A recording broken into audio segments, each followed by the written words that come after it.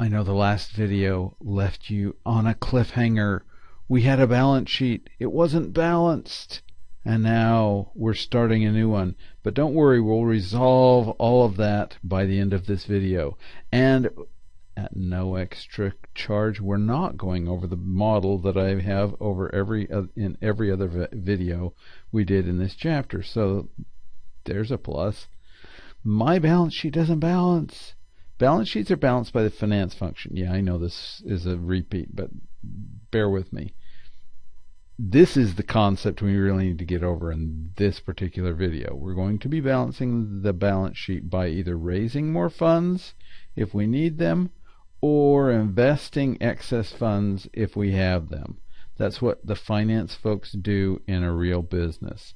To bring the balance sheet into balance is going to take an iterative process, because as we invest more funds, we're going to earn money, which is going to throw off our retained earnings, and therefore will be off slightly. If we had to borrow more money, well, that's going to cost us money, and therefore again it's going to throw off our retained earnings, and then we'll throw off the balance. So this is going to take an iterative process, and rather than doing it by hand, which I've done before and it's real pain, I would recommend using a macro, because that's what I did in the end, and I went, man, this was a lot easier. So don't worry, you're not going to have to record, you're not going to have to write, but you will have to edit a macro. We will also need a few assumptions. The assumptions are going to be short-term investment and borrowing rates. That's where I'm starting here. So we're going to go over to Excel at this point, set those assumptions on my assumptions page, and then we'll be back for more PowerPoint. This is where we left our friend, the balance sheet projection.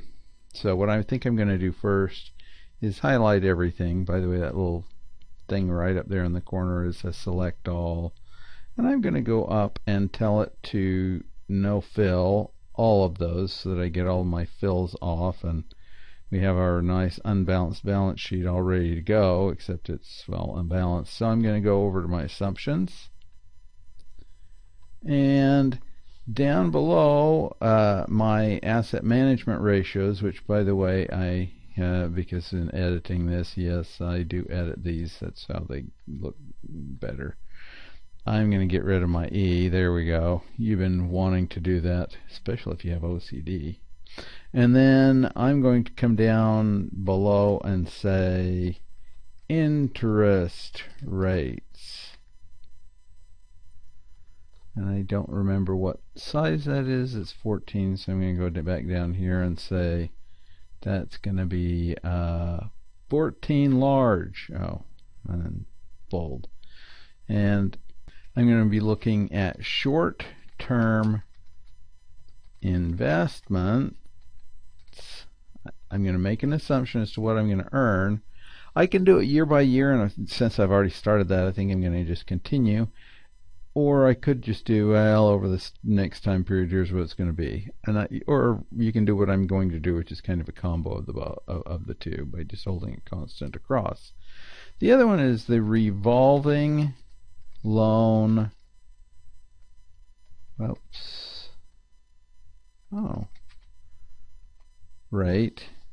No, I'm kind of inconsistent here. I just realized, and that may drive some people up the wall, and so I better stop that.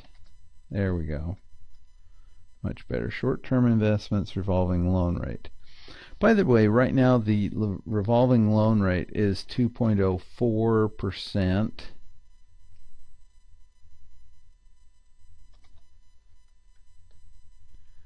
And at this point I'm just going to hold that constant.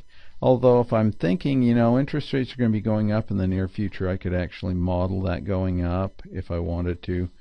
Short-term investment rate right now is really, really, really low, so I'm just going to say maybe 1.00%. The reason I'm giving it two zeros is then that's the precision that I have. I'm setting the formatting essentially at the same time. So there are my two assumptions. So my balance sheet doesn't balance. Well, how can I get it to balance?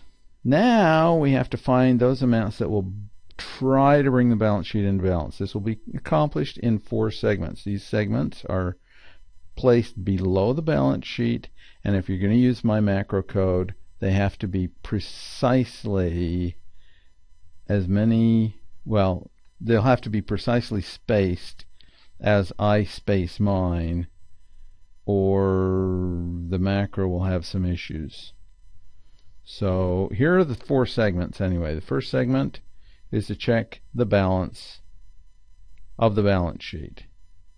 I'll just say how far off are we, and then give me a check figure. By the way, you can put that one as far below or below the balance sheet as you want, but all the rest of them will be skipping along, only one line in between them. And the way the macro will pick up where it's supposed to go is by where you told it this check figure is. And by the way, how far off are we by maximum is the check figure that will actually end up ending or stopping the macro. So this one is important to get. And I will remind us of, don't be too creative on where you put some of this stuff afterwards, okay? Second segment is the segment that calculates all the assets or all the liabilities and equity, but the amount used to balance the balance sheet. I'll explain that when we get there. 3. A segment calculating the amount needed in investments or loans to bring the balance sheet into balance. 4. A segment to calculate the interest and interest income or interest expense on the balance sheet in segment 3. Wow, I missed a word there, on the balance sheet.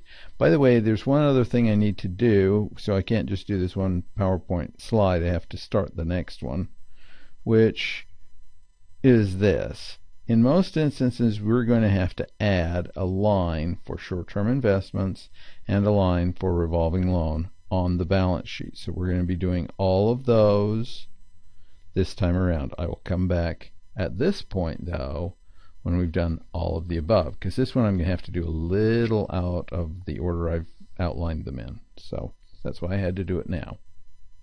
So here's where you left me, or I left you, or whatever. We left one another on the Excel spreadsheet. So now I'm going to go over to balance sheet, scroll all the way down, and I've got some extra lines here that I really don't need right now. So what I think I'm going to do is highlight all of them. If you have them, then I think I may have done these, by the way, in the ratio analysis, but I don't really need them right now for this one. So I'm going to just, move them way out of my face. Moved them all the way down to row 100 because I know I'm not going to go down that far. And then I'm just going to skip a couple of lines. This one doesn't really matter, but I'm going to say difference. And by that I mean this is the difference between the total liability and shareholder equity and the assets. In fact, let me rephrase that, because what I'm really looking at is the absolute difference. And this is really annoying. I don't like Times New Roman anyway, but having to do it so often is really annoying. So I'm going to go up and select all and do Times New Roman so I don't have to do this again. And then probably all of this stuff right through here. I'm just going to tell it, by the way, we've been doing 10 points, so let's just keep doing that. Okay, there we go. Much better. So the absolute difference is calculated by just saying equal ABS. And it doesn't matter which order you do these in, you'll get the exact same answer. So total liability and shareholder equity minus total asset. You could do them the other way around, you'd get the same number, because that's what absolute value does. I'm going to kind of make that a... Well, that's kind of way off, so I'm going to pull that across. But it's getting, well, a little smaller. And then I'm going to call this next row check figure, because this is my check figure. There's only one. This is the only thing we do not pull all the way across, and yet I will see so many people who will do them all the way across because they're so used to it. So I'm going to say equal max. Highlight all of those, close parenthesis, enter. We'll just find the largest absolute difference. Here is from here on out now you have to just skip one row between segments or we're going to be in trouble. So all but assets. What I mean by that is this is total assets minus short-term investments. At this point we really do need to figure out whether or not our company has any short-term investments, and if not, well, then we're going to add them. That's why I had to do that at this point, by the way, is I have to say, oh, by the way, if you don't have these, you're going to need to add them or you're not going to be able to have a formula here. So I'm going to scroll up here, and by the way, the place where they would be is like the second row in here. The first row will have cash and cash equivalents, and right below that should be short-term investments. Guess what? Mine doesn't have them. So therefore I'm going on top of the row number, right-clicking, inserting, and putting the word short-term investments. I'm using the same formatting as they use here, by the way, which is different than what I used at the bottom.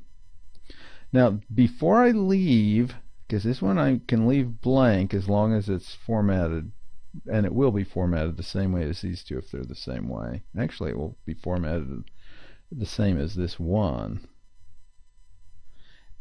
I need, before I go, to go down to where it says total current assets and hit F2 just so I can see what the formula is and make sure that this number this row that I just added is included in the total. If it is, then great. I'm ready to move on. So at this point I'm going to say the formula for this is, in fact, let me scroll this up here. Whoa, not quite that far. So I'm going to say equals total assets minus this empty spot equals, let me scroll back up here so when I'm finished we'll be able to see this. So then I pull that one across. Now we're going to do an all but liability and equity, which is liability and equity minus revolving loan. And again, we're going to check to see if we have a revolving loan. If we do, we're all set. If we don't, we need to add a line. So in this case, I'm scrolling up here. By the way, first off, I'm going to highlight this whole row and turn the font to a nice purple. I do this whenever I do this in any class just to show that I had to add this. It's purple because I had to add this. I will not change this either. It will still be purple. This one I don't have to add. All of my companies, now did you hear that? My company. All of my company's long-term debt is revolving loan. That's all they have. That's all they have. That's probably not true with you. You can go back in and check. If it says credit facility and it goes up and down, up and down, up and down, up and down, yeah, then you can do this too. If it doesn't, then you're going to have to add an extra row somewhere that says revolving loan, and make sure, as we did in the case of the short-term investments, that they are added into the total somewhere. And so at this point, I don't have to do that. I will, however, turn it purple. And then I'm going to come down to the bottom and say equals total liability and shareholder equity minus my revolving loan. And that one I'm also going to pull all the way across. I'm going to skip another line, and in this instance I'm going to say short-term investments. This is the amount that I would need to put into short-term investments to bring the whole thing into balance. And so I'm going to say equal. Now this one's a little, well, let me scroll this up first. This one is a little, this is what you'd call a little if-y, because it is an if-then statement. Equal if. And here's what we're going to say. If the liability and equities without any extra borrowing is greater than the total assets without any short-term investments, then we're going to have to do the difference between those. Otherwise it's zero. Now I'm going to point out to you at this point that the condition is not true in this first instance. So I should get a 0 when I hit enter. And I do. So I'm going to pull that one the rest of the way across. Now for the revolving loan.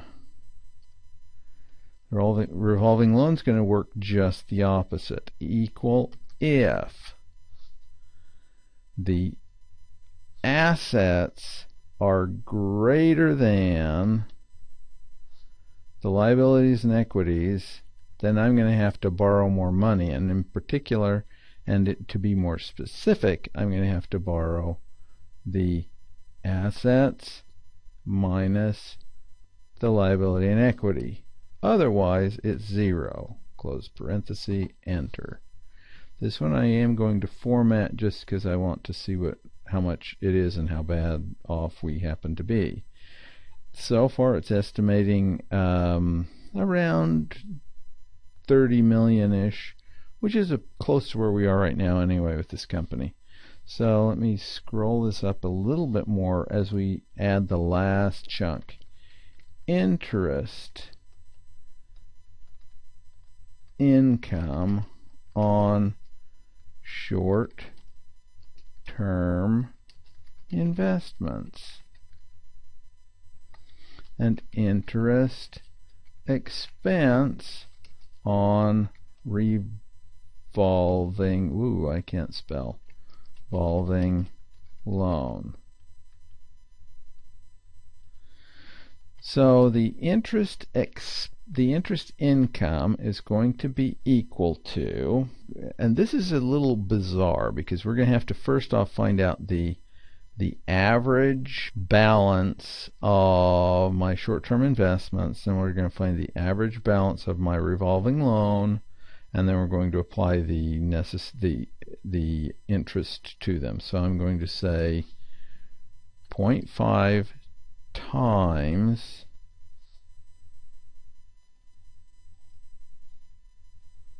the original balance of my short-term investments plus 0.5 times my 2014 balance on short-term investments. And by the way, that's the same thing as adding those two together and dividing by 2. That's the same thing. It's just easier to do this way. Times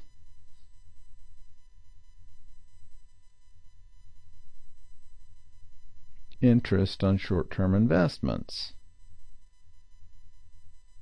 Enter. Yeah, that's 0 because we have an average balance of 0. So now we're going to say equal. We're going to do the same thing with my revolving loan. Parenthesis 0.5 times my beginning balance of 38 million plus 0.5 times my projected balance, which is the way I should have done the last one, but I didn't. And then we're going to take that one and multiply it by the revolving loan percentage. I'm going to hit enter. I'm going to format that one as well. I think I'm going to go up on this one, by the way, and adjust that so that it comes down and looks at 66. It's not really going to affect mine, but I really want this to be consistent. And I'm not copying these across anyway quite yet, so I'm going to do this one more time. So it'll say equal 0.5 times the last period's projections plus 0.5 times this period's projections times this period's interest rate. And I'm going to do the same thing on this one with the parenthesis 0.5 times last period's level plus 0.5 times this period's level of revolving loan times this period's level interest rate.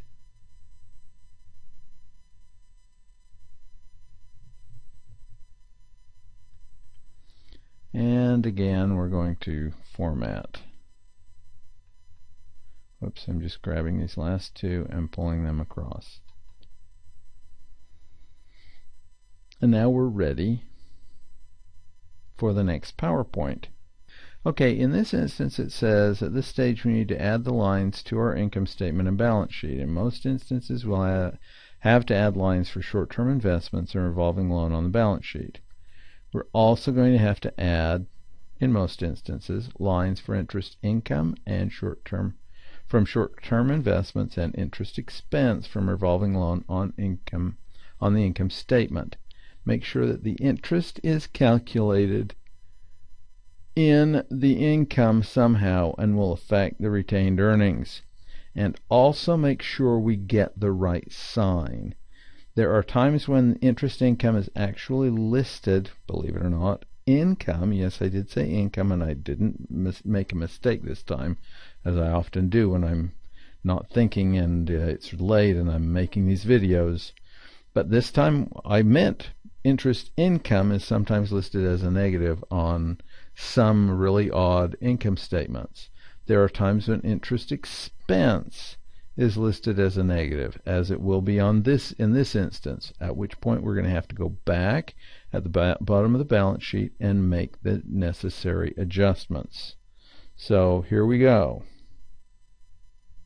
So to begin with, we're going to go over the income statement and make sure that we have added the appropriate lines.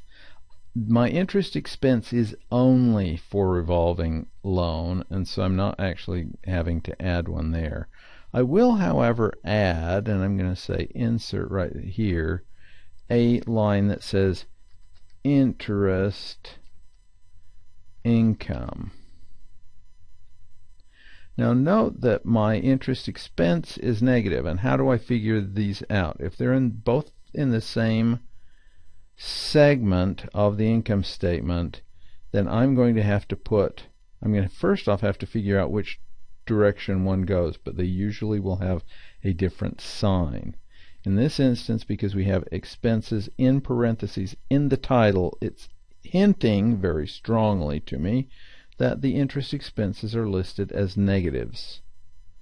If the interest expenses are listed as negatives and your formula for the total is just a sum, then the interest income will have the other sign. So that should be a huge hint for us. By the way, again, I'm going to highlight this one and mention that that one I've had to add. If you do not have an interest expense for a revolving loan, you will have to add another one that says interest expense for the revolving loan. And in that instance, you will have to double check, make sure that the sign is the same as the other interest expense. That's okay. I mean, just chill. Just do the best you can. That's kind of what I'm telling you. Okay, so here we go. I'm leaving this one blank. The formatting is all the same as this one now. Now I'm going back over to the balance sheet.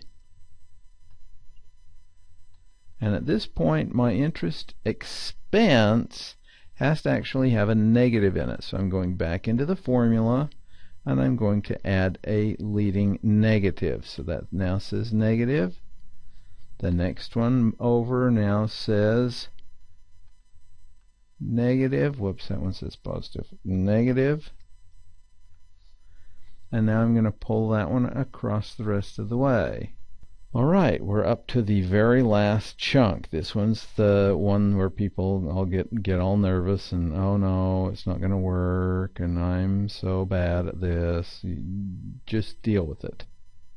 We're now going to add the macro code and run it. That's why people are going to go, oh no, I can't do this. So we're going to open the file that accompanies this video. So when you're in Blackboard, there should be a link right above this video that you can click on, and it will open up a file for you, and it will probably be the file I've been working on throughout this video, so you can see what it looks like when it's finished. You will have to adjust in all the places that I'm going to be adjusting. You'll just highlight in the places I'll highlight, and you'll adjust the same way. The words will be different, but the lines will be exactly the same in the macro code. So just follow along. Do not be all that stressed, okay? So open that file now, because I'm not going to do it with you. I already have mine open. And it will probably ask you, do you really want to open it, because it has a macro with it, and you'll go, yeah, do that. We're going to then go to the Developer tab and choose Visual Basic. I'm going to do these a little at a time as we hit these. So here's what this is going to look like. This is the file that I currently have. So I'm going to go to the Developer tab and then go to Visual Basic.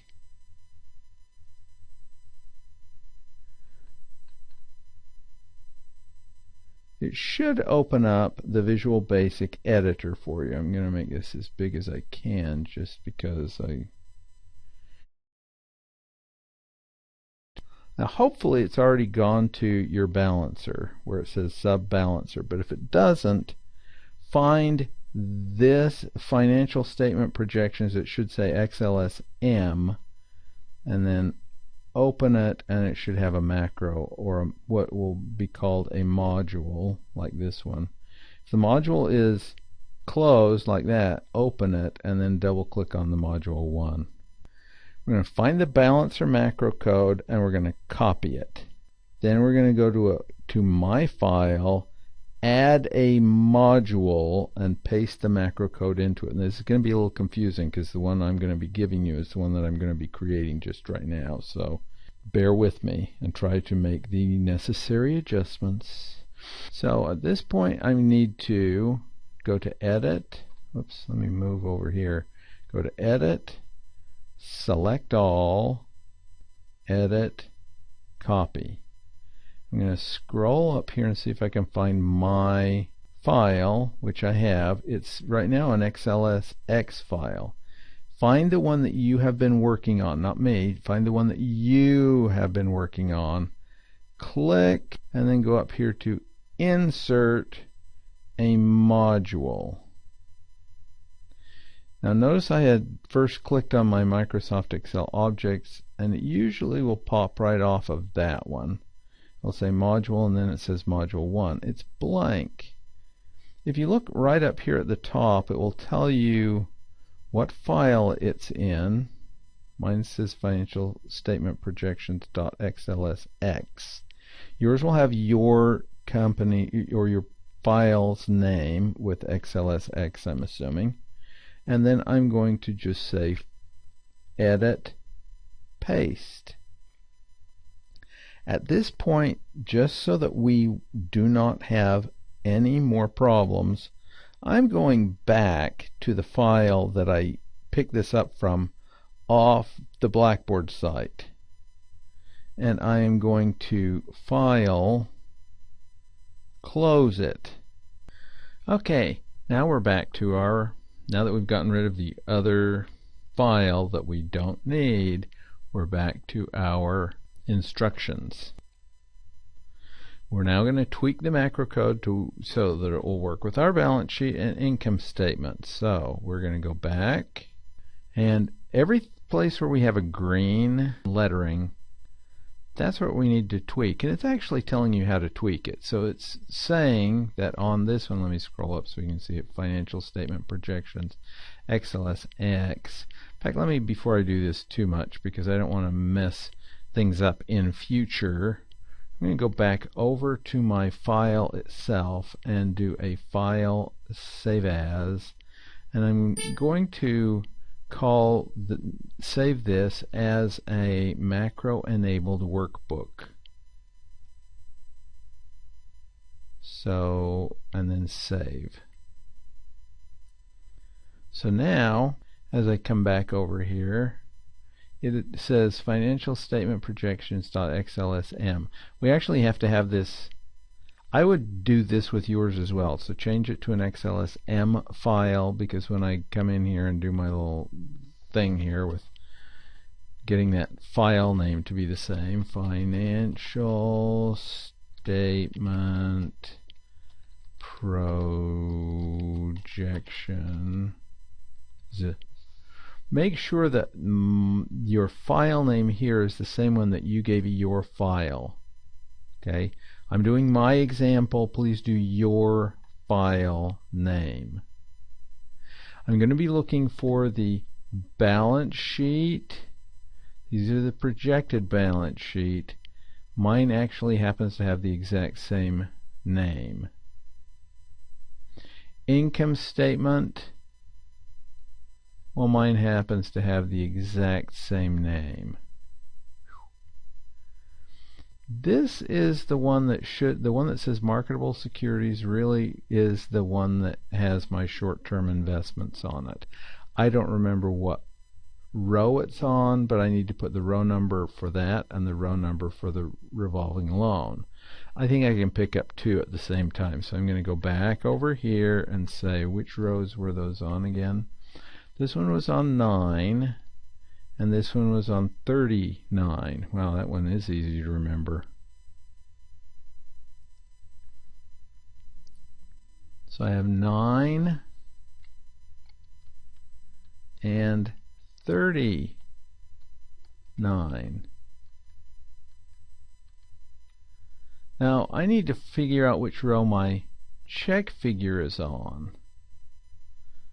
And I can almost, but not quite, see it under here. So let me go back down here and pick it up. My check figure is on 63. And say this one is 63. Next ones are my short-term investment income and then my revolving loan. And mine are in the opposite order. It doesn't really matter. They've always been in the opposite order. So since I can't quite see it, let me go back one more time. It's 18 and 19 in the opposite order. So it's 19 is the income, 18 is the revolving loan interest. So the I is interest. So this one is like marketable securities interest and revolving loan interest. Okay. And then what this is going to do is it's going to go find the check figure. It's going to be looking in the second column, so in B. And it's going to come down here and say as long as that's greater than a penny, it's going to go through here and just move things from one place to the other. It will go back and check, and then it will loop if it has to. If it's finally less than a penny, it will stop. Keep my fingers crossed because I haven't done this on something annual, and hopefully it will go pretty quickly. So I'm going to move back to balance sheet. This is the number that should be going to 0. So we changed the macro code. Now we're going to run the macro. To run the macro, you hit the Developer tab, hit Macro, don't go to Visual Basic. Should bring up something called Balancer. I'm going to hit Run. This should have taken a few iterations to get to 0. Maybe it actually did. It was just really fast, and who knew what in the world happened. But it got there really fast. And these have also been changed, as you hopefully have noticed. And these did affect my net income, which in turn affected my change in retained earnings, which in turn affected my retained earnings, which in turn affected the total liability and equity, shareholder equity, which means we had to have gone through this 2 or 3 times before it actually got to a point where it went to 0. What's interesting at this point, of course, is we do balance, just in case you don't believe that. It's 185, 115, 239, which is exactly what that one is. We have nothing in short-term investments, but this amount has actually gone down, which means I'm projecting cash to have brought it down this first year, despite the fact that we weren't actually retaining any money.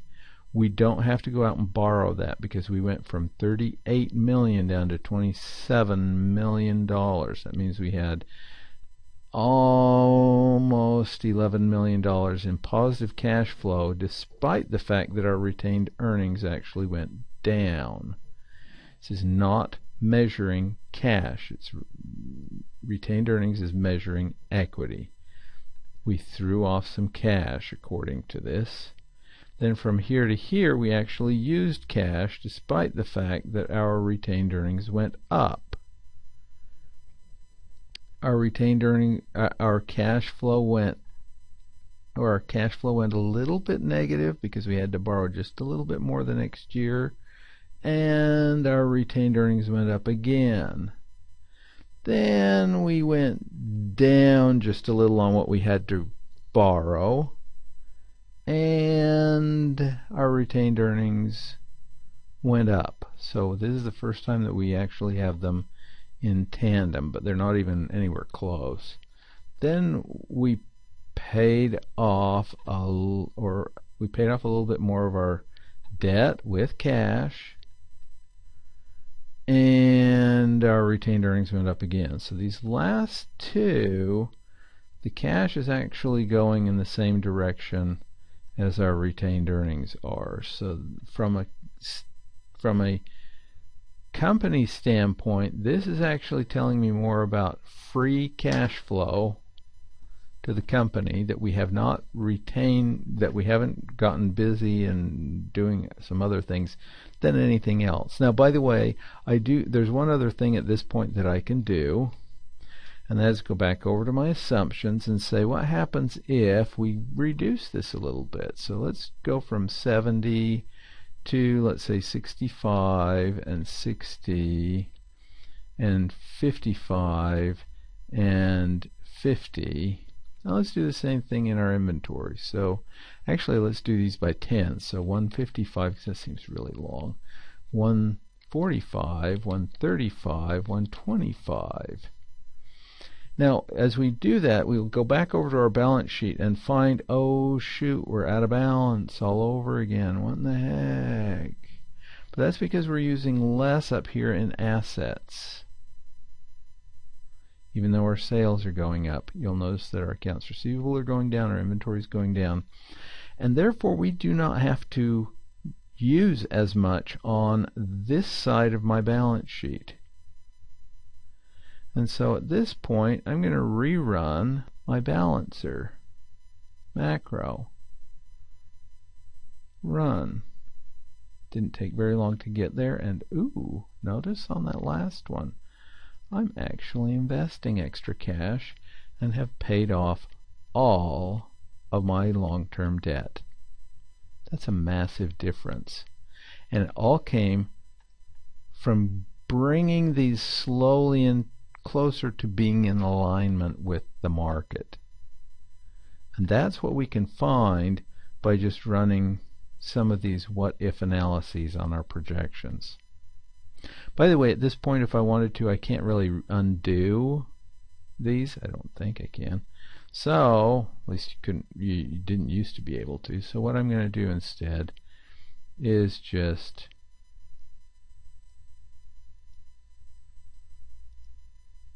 put them back. And by the way, if I put those back, it's going to knock me out of alignment again, and I will have to rerun. And this was my original balance sets so that I know where I was. Now, for those of you who are very frustrated, what happens if my macro crashes or never finishes? If you've been careful with all my instructions, the macro ran and your balance sheet's now in balance, and you have those zeros on that bottom line, and you can play with this and do all kinds of fun things. For the rest of you, you're now extremely frustrated. Here's what I would recommend if you can't get this to balance. No matter what you do, I've watched this video or set of videos so many times, and I've wasted so much time I could just pull my hair out or yell and scream and call Bauer all kinds of nasty names. Well, don't do any of the above. If you have been backward and forward through this video trying to get your macro to work, then it's about time you broke down and called me on the phone. So look at my phone number in the syllabus, and I'm asking you to do that because in future, generally my online curriculum gets used by other people. So hopefully you're taking this class from me, but you may be taking it from somebody who's actually smarter than I am. So if, no matter what, please call up your professor and get this thing fixed. If it's me, piece of cake. I've done this so many times, I could do it in my sleep over the phone. And the second benefit right now is I'm always in my office. So if you're in Bauer's class, look it up on the syllabus, say, oh, it is Bauer, and then you can call me at really odd hours and I may still be here. So, and by the way, if I'm not there, make an appointment. Just say, here's the times that I'm available with my computer in front of me, with this open. I could do all of that. Please call me at this phone number during one of these times, or just set up a time and I'll call you, or you can call me, and it doesn't matter. Just get in contact with me. Let's get this straightened out. This could be really frustrating, or it can go really fast and really easy. So it just kind of depends. That's the end of this video, and hopefully it will bring everything into alignment in the universe. At the next video, we're going to say, now what? So what did this tell me? And we're going to value our stock.